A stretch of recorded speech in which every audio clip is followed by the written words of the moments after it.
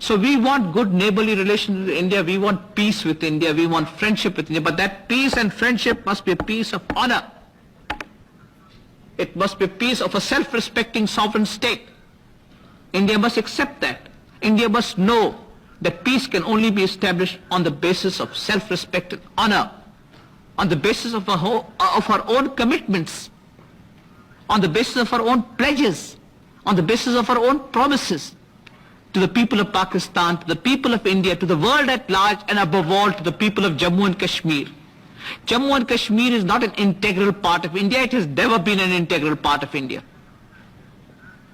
Jammu and Kashmir is a disputed territory between India and Pakistan.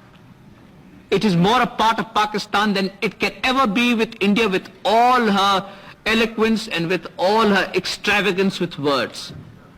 The people of Jammu and Kashmir, sir, are part of people of Pakistan. In blood, in flesh, in life, kith and kin of ours.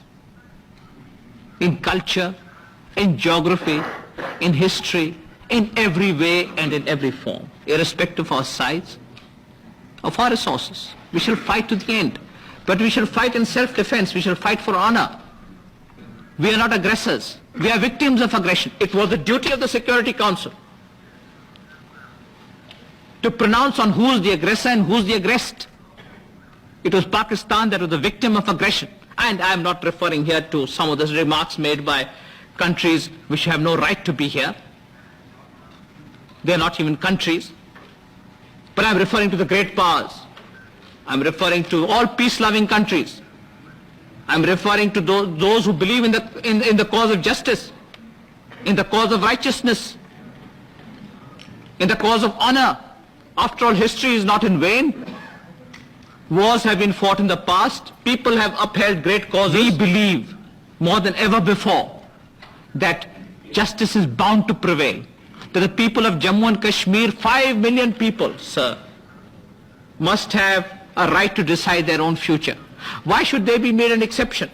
The whole phenomenon of self-determination, stretching from Asia and Africa, should apply to the whole world except to the people of Jammu and Kashmir. Are they some outcasts of an Indian society? Are they some untouchable pariahs?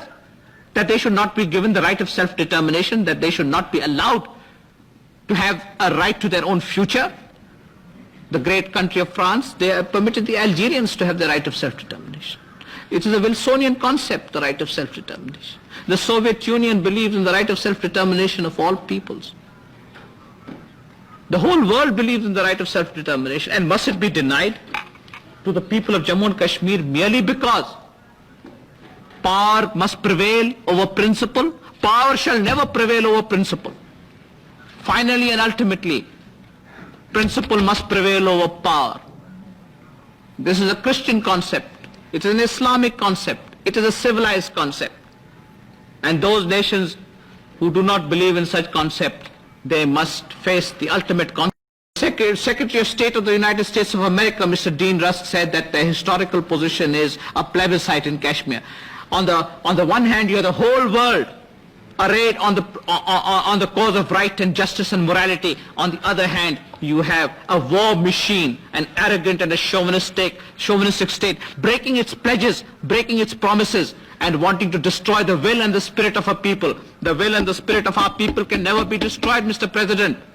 Let me tell you, sir, you can have one ceasefire, you can have another ceasefire, but the 100 million people of Pakistan shall face extermination rather than to forsake their principles to be negated and destroyed by sheer force and power.